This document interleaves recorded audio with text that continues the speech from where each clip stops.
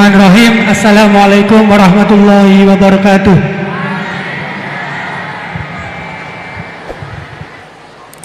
Langsung saja, ngapunten Gus.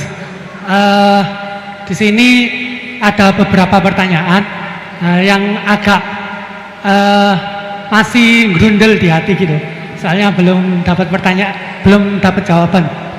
Yang pertama mengenai dari tadi penjelasan dari Gusti Allah menciptakan hamba di dunia ini, ada yang taat dan ada yang suka bermaksiat gitu. Mengenai takdir Allah Subhanahu wa Ta'ala, Allah menciptakan hamba-hambanya dengan variasi yang berbeda. Kemudian manusia diciptakan dengan dibekali dengan akal untuk membedakan dari setan dan juga malaikat. Kemudian pertanyaan saya, dulu mana Gus antara takdir yang ditentukan oleh Allah atau pilihan akal kita gitu, begitu intinya. Soalnya kan bukan kalau orang bermaksiat kemudian dulu mana Allah menentukan dia bermaksiat atau akalnya yang memilih untuk bermaksiat. Itu pertanyaan yang pertama. Untuk pertanyaan yang kedua, ngapunten. Untuk pertanyaan yang kedua, intinya kan tadi ijtihad daripada ulama itu menentukan hukum yang berbeda-beda. Terus kemudian kita sebagai yang hanya tabik saja mengikut, itu bolehkah? Kan dari kata guru saya, kalau hukum fikih itu yang ringan-ringan disebarkan nggak apa-apa. Tapi yang berat-berat dipakai sendiri gitu. Tapi biasanya kan kita kebalikan, yang ringan-ringan soalnya kita tahu ilmunya, kita yang pakai. Terus kalau ada orang yang tanya, biasanya kita yang kasih yang jawaban yang berat-berat daripada hukum fikih. Jadi yang saya tanyakan, kalau berpindah hukum dari awalnya ikut imam ini terus kemudian ikut imam ini, itu bagaimana batasan-batasannya gitu. Syukron. Baik, terima kasih. Ini pertanyaan yang ringkas disampaikan cukup panjang. Ini langsung dipun jawab nopon. Oke, monggo Yai. Ini tadi hoax itu, saya waktunya tinggal 10 menit, enak saja. Tidak, saya nanti langsung itu, mungkin langsung ke Jogja, kan jadwalnya itu saya memang ke Jogja. Baru ini saya ke Jogja naik pesawat gara-gara hormat ke Mas Bukin. Sepanjang hidup saya nggak pernah ke Jogja naik pesawat, baru ini nanti rencananya naik. Karena tak hitung kalau pakai kereta atau bis nggak menangi ngaji di Jogja. Saya jadwalnya ngaji di Jogja nanti jam 4:30. Begini, itu pertanyaannya betul tadi, itu ngawur betul itu. Karena begini ya, masalah qadha qadar itu kan sudah dibicarakan semua ulama di kitab-kitab. Satu, kita ngikuti ahlul hakikah, idza dzukiral qadar fa'amsiku. Kalau qadha qadar sudah dibicarakan fa'amsiku, kamu harus diam di situ. Karena pertanyaannya gini, kalau kamu orang soleh, dan semoga Anda pelatihan jadi orang soleh, itu melihat Allah sudah menentukan semua, itu keren. Saya bangga punya Tuhan yang sudah tahu nasib saya kayak apa nanti. Saya betapa malunya punya Tuhan yang tak takoi, Gusti sebenarnya nasibnya gak biar mbah ora roh tapi kira sik. Itu kan ngeri betul. Sehingga kalau kamu soleh itu pokoknya bangga kalau Allah sudah tahu apa yang akan terjadi. Nah, soal kepanikan kita kan kadang kok nang wis ngerti aku celoko, terus gunanya apa aku sholat? Itu kesalahan kita. Kita kecewa kalau sekarang soleh, kemudian akhirnya tidak soleh dan akhirnya kita masuk neraka. Kekecewaan ini namanya khadun nafsi. Kita hanya mikir diri sendiri.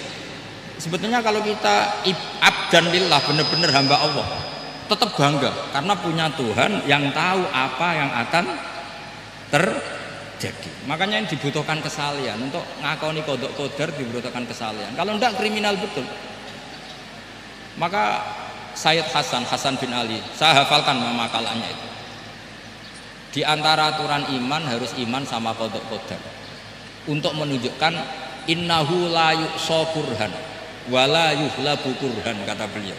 Supaya kita tahu bahwa Allah itu tidak dimaksiati secara terpaksa. Kamu bisa enggak bayangkan Allah ngeluh gini, sakjane aku ora seneng maksiat, tapi saya bisa berbuat apa? Artinya apa? Kalau maksiat dan keburukan tidak khairihi wa syarrihi minallah, itu Allah kan kurhan. Paham yang saya maksud? Artinya apa? Kita harus berkeyakinan khairihi wa syarrihi minallah. Tapi kita butuh syariat. Lalu setiap orang nakal berkelit kersane Allah juga masalah. Maka diteruskan makalah beliau. Waman hammala dzambahu rabbahu faqad fajar. Dan siapa yang menimpakan dosanya atas nama Tuhannya, maka faqad fajar. Dia lacut betul. Wong sing zina kuwi Allah kan gak melok zina, sing maling kuwi ora melok maling. Sing beto bak-bak kuwi ora tau beto.